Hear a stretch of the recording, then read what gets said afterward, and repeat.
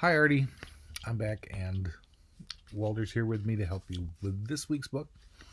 We're going to do Goodnight, Gorilla. This is one of our favorites. It doesn't actually have very many words in it, but we still like this book, and we read it a lot.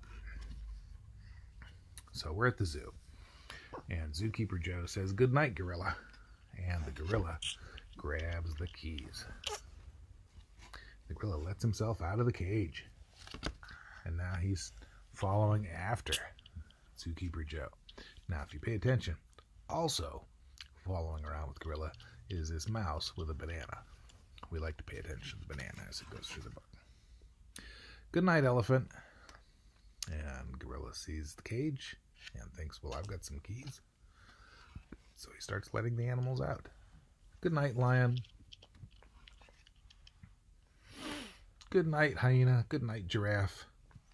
And the elephant's letting all of these animals out, and the mouse with the banana is still with him. Zookeeper Joe is not a very good at paying attention kind of zookeeper. Good night, armadillo. And he's ready to let them out too. Then Zookeeper Joe goes home, and all the animals follow him across the park to his house. And they walk right into his house and right into his bedroom, where they all settle down to sleep for the night. And Zookeeper Joe's wife says, "Good night, dear," and she turns off the light, and then all the animals say good night too. Good night, good night, good night, good night, good night, good night, good night, good night, good night. All those good nights.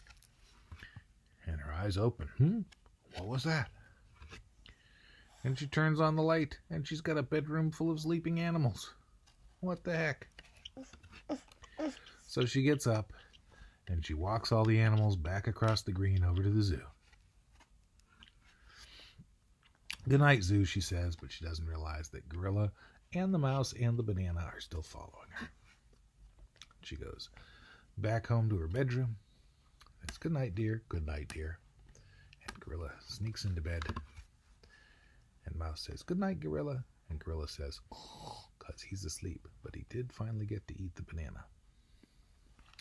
Now, if you have a copy of this book, or you just want to stop the video and look, there's lots of things you can follow in this book. Like we like to follow the balloon.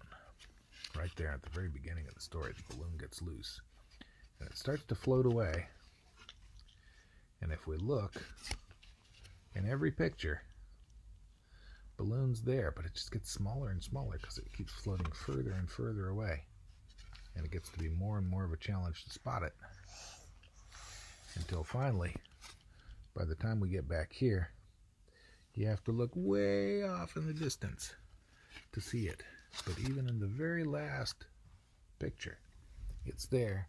It's just way off by where the moon is.